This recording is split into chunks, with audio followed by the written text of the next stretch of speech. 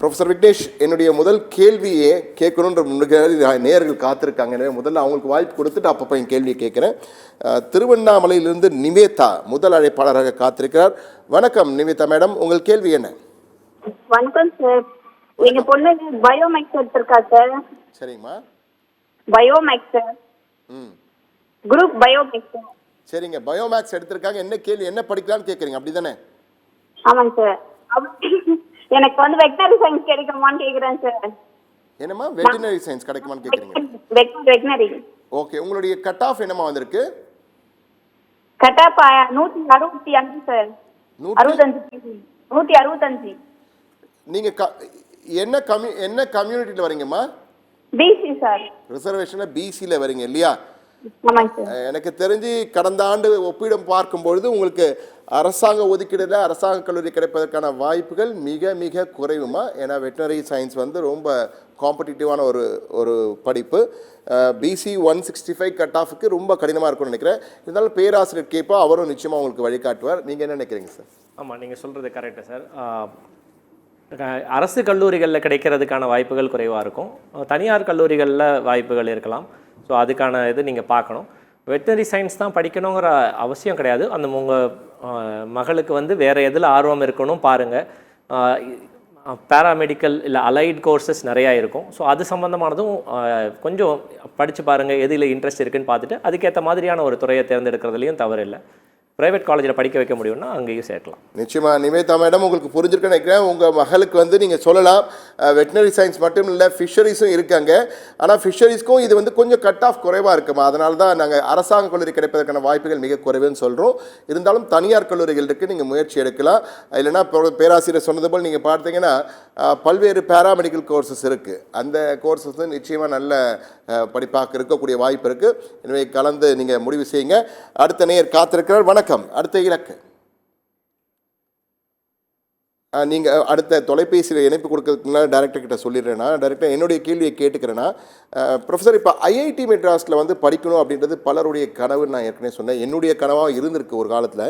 ஆனால் இப்போ ஐஐடி எல்லாருமே என்ஜினியரிங்கோ பிடெக்கோ படிக்க முடியுமா என்றால் அதற்கான வாய்ப்புகள் மிக குறைவு. ஏன்னா அதுக்கு ஜேஇ எழுதணும், பல இது இருக்குது.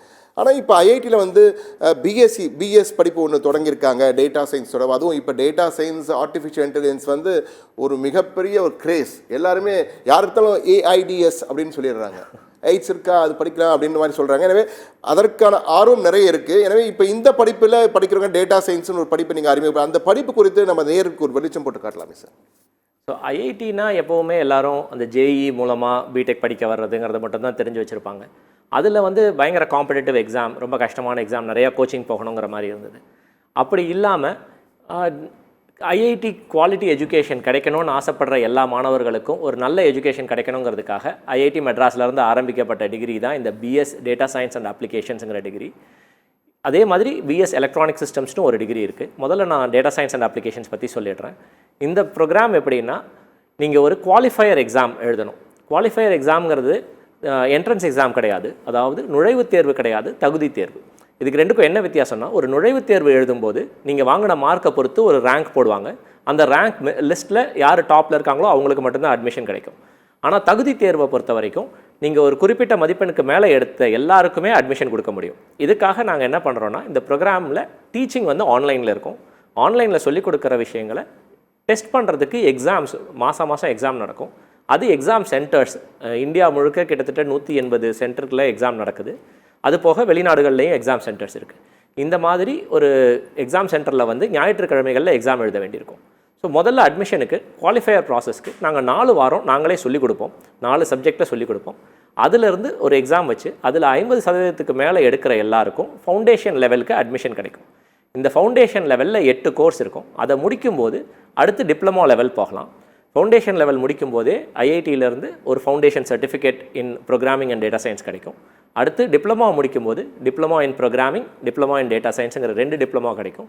அதுக்கப்புறம் டிகிரி லெவலில் பிஎஸ்சி அப்படிங்கிற இந்த 3 ஆண்டுகளுக்கு ஈக்குவலன் டிகிரியோ இல்லை பிஎஸ் அப்படிங்கிற 4 ஆண்டுகளுக்கான ஈக்குவலன் டிகிரியோ வாங்க முடியும். இந்த பிஎஸ்சி பிஎஸ் வாங்கும்போது நீங்கள் ஐஐடி மெட்ராஸோட அலம்னஸாகவும் ஆக முடியும். ஸோ இந்த மாதிரியான ஒரு ஃபீச்சர்ஸோடு இந்த ப்ரோக்ராம் ஆரம்பிக்கப்பட்டிருக்கு. இதே மாதிரி தான் எலக்ட்ரானிக் சிஸ்டம்ஸ் ப்ரோக்ராமும் டிசைன் பண்ணியிருப்பாங்க. இதே மாதிரி ஒரு குவாலிஃபையர் எக்ஸாம் தான். அந்த 2 ப்ரோக்ராமுக்கான அப்ளிகேஷன் ப்ராசஸ் இப்போ நடந்துகிட்டு இருக்கு.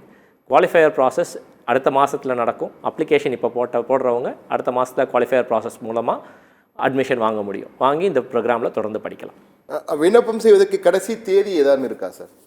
இந்த ரவுண்ட் அட்மிஷனுக்கு மே 20ஆம் தேதி வந்து கடைசி நாளாக இருக்குது. நீங்கள் மே 20ஆம் தேதி எங்களோட வெப்சைட்டுக்குள்ளே அது 20க்குள்ளே எங்கள் வெப்சைட்டில் போய் அப்ளை பண்ணிட்டீங்கன்னா இந்த மாத இறுதியில் இந்த குவாலிஃபையர் ப்ராசஸ், அதாவது அந்த எக்ஸாமுக்கு தேவையான சொல்லிக் கொடுக்குறது நாங்களே சொல்லிக் கொடுப்போம். வேறு அடிஷ்னல் கோச்சிங்கோ எதுவுமே வேண்டியதில்லை. நாங்கள் சொல்லிக் கொடுக்குறத வச்சு நீங்கள் ஜூலை 13ஆம் தேதி பரீட்சை எழுத வேண்டியிருக்கும். அந்த பரீட்சையில் 50% மேலே மார்க் எடுக்கும்போது இந்த ஃபவுண்டேஷன் லெவலில் சேர்ந்து படிக்க முடியும். நிச்சயமா நேயர்களே, மிக மிக முக்கியமான தகவலை கொடுத்திருக்கார் பேராசிரியர் விக்னேஷ் முத்துவிஜயன். என்றால் ஐஐடியில் படிக்க வேண்டும், ஐஐடி மெட்ராஸில் படிக்கணும், அந்த கேம்பஸ்குள்ளே போகணும்னு பலருடைய கனவு இருக்குது. இந்த வாய்ப்பு மிக சிறந்த வாய்ப்பு நீங்கள் பயன்படுத்திங்க. ஆன்லைனில் தான் இருக்குன்னு சொல்கிறாங்க. இருந்தாலும் இந்த வாய்ப்பு ஐஐடியில் படித்தோன்ற ஒரு பெருமை உங்களுக்கு கிடைக்க வாய்ப்பு இருக்குது, பயன்படுத்திக்கலாம். மீண்டும் ஒரு முறை பேராசிரியர் கொடுத்து விளக்கமாக சொல்வார். அதுக்கு முன்னால் நேயர்கள் பலர் காத்திருப்பதால் அவர்கள் கேள்விகளுக்கு முன்னுரிமை கொடுப்போம். அடுத்ததாக திருப்பூரிலிருந்து ஸ்ரேயா காத்திருக்கார். வணக்கம் ஸ்ரேயா, உங்கள் கேள்வி என்ன? ஹலோ, வணக்கம்மா, உங்க கேள்வி கேளுங்க. சுதா சொல்லுங்கம்மா. பையன் வந்து +2 எழுதியிருக்கானுங்க. அந்த 153 தான் கட் ஆஃப் வந்திருக்குது. சரி. அதான் அவன் வந்து எம்எஸ்சி சாஃப்ட்வேர் சிஸ்டம்னு ஒரு கோர்ஸ் 5 இயர்ஸ் கோர்ஸு, அது படித்தா எப்படி எதிர்காலம் எப்படி இருக்கு என்னன்னு கேட்கலான்ட்டு தான் கூப்பிட்டேன். அவனுக்கு வந்து பிடெக் படிக்கணும்னு ஆசை, அது கட் ஆஃப் பத்தாது. அதுக்கு சரிம்மா, உங்களுக்கான பதில் வந்து கொண்டே இருக்கிறது. நீங்கள் என்ன சார் உங்களுக்கு வழிகாட்ட போகிறீங்க? எம்எஸ்சி படிக்கலாம் மேடம். அந்த இன்டகிரேட்டட் எம்எஸ்சி ப்ரோக்ராம் நீங்கள் சொல்கிறீங்க. அந்த கம்ப்யூட்டர் சயின்ஸ் ப்ரோக்ராம் இருக்கிறதுனால நிறைய ஆப்பர்ச்சுனிட்டிஸ் இருக்கும். அதில் நல்லா படிக்கும்போது ஆப்பர்ச்சுனிட்டிஸ் இருக்கும். ஆனால் இந்த மாதிரியான கோர்சஸ் படிக்கும்போது முக்கியமாக நம்ம என்ன தெரிஞ்சுக்கணுன்னா, அந்த கோர்ஸில் இருக்கிற கரிக்குலம் கண்டென்ட் மட்டும் படித்தா போதாது. அதாவது திட்டத்தில் இருக்கிற சொல்லிக் கொடுக்கப்படுற விஷயங்கள் மட்டும் படித்தா போதாது. நிறைய திறன்களை வளர்த்துக்கணும், ஸ்கில்ஸ் வளர்த்துக்கிறது ரொம்ப முக்கியம். ஸோ அதுக்கு அடிஷ்னல் சர்டிஃபிகேஷன்ஸோ இல்லை அடிஷ்னல் லேப் எக்ஸ்பெரிமெண்ட்ஸோ அந்த மாதிரி நிறையா பண்ணும்போது, ப்ராஜெக்ட்ஸ் பண்ணும்போது உங்களுக்கு நிறையா வாய்ப்புகள் கிடைக்கும். ஸோ அதையும் மனசில் வச்சுட்டு படிக்கணும்.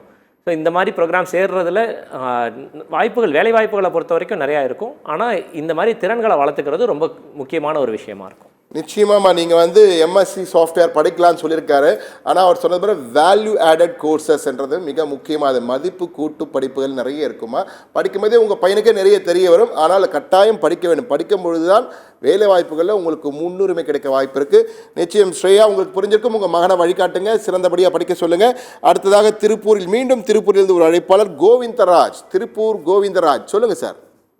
சார் வணக்கம் சார். வணக்கம் வணக்கம், சொல்லுங்கள் சார். வணக்கம் சார். இப்போ பாப்பா வந்து 193.5 எடுத்துக்கலாம் சார் கட் ஆஃப். 193, சரிங்க. 193.5ங்க. சரிங்க. சிஎஸ் குரூப்புங்க. இப்போ அவங்க என்ன மாரி கல்வி எடுக்கலாம், என்ன மாரி கோர்ஸ் எடுக்கலாம்னு கொஞ்சம் அட்வைஸ் தானுங்க சார். சரிங்க, உங்களுக்கான வழிகாட்டுதல் வந்து கொண்டே இருக்குது சார். என்ன சொல்லலாம் சார் உங்களுக்கு? 193.5ங்கிறது ரொம்ப நல்ல கட் ஆஃப். ஸோ நிறைய நல்ல காலேஜஸில் வாய்ப்புகள் கிடைக்கும். ஸோ கவர்மெண்ட் காலேஜஸில் கூட வாய்ப்புகள் கிடைக்கிறதுக்கான சான்சஸ் நிறையாவே இருக்குது. அதனால் எந்த காலேஜுங்கிறத சூஸ் பண்ணி உங்கள் மகளுக்கு எதில் ஆர்வம் இருக்குதுன்னு கேட்டு அதுக்கேற்ற மாதிரி படிக்க வைங்க. இன்ஜினியரிங்கில் சேர்ந்து படிக்கும்போது நிறையா இன்ஜினியரிங் ப்ரோக்ராம்ஸ் இருக்குது. ஸோ எந்த டிசிப்ளினில் இன்ட்ரெஸ்ட் இருக்குது, அது கம்ப்யூட்டர் சயின்ஸில் தான் இருக்கணும்னு அவசியம் கிடையாது. மேபி எலக்ட்ரிக்கலில் இருக்கலாம், இல்லை மெக்கானிக்கலில் இருக்கலாம், கெமிக்கலில் இருக்கலாம். உங்கள் மகளுக்கு எதில் ஆர்வம் இருக்குங்கிறத கேட்டு அதில் எந்த சிறந்த கல்லூரியில் கிடைக்குதுங்கிறத பாருங்கள். எந்த கல்லூரியில் சேர்றோங்கிறது ரொம்ப முக்கியம். ஏன்னா நமக்கு அங்கே தான் நல்ல ஃபெசிலிட்டிஸ் இருக்கும், நல்ல பேராசிரியர்கள் இருப்பாங்க, நல்ல லேப்ஸ் இருக்கும். அதெல்லாம் இருக்கும்போது தான் நம்மளால் நிறையா கற்றுக்க முடியும். ஸோ அதனால் எந்த கல்லூரியில் சேர்க்குறோங்கிறத நல்லா பார்த்து சேருங்க. அதே மாதிரி நீங்கள் அது போக அடிஷ்னலாக வேறு கற்றுக்கணுன்னாலும் பண்ண சொல்லுங்கள். ஏற்கனவே சொன்ன மாதிரி தான் வேல்யூ ஆடட் கோர்சஸ் பண்ணலாம். நீங்கள் எந்த கல்லூரியில் சேர்றீங்களோ அங்கே இருக்கிற பேராசிரியர்களோட வழிகாட்டுதலோட கரெக்டானதை எடுத்து படிங்க.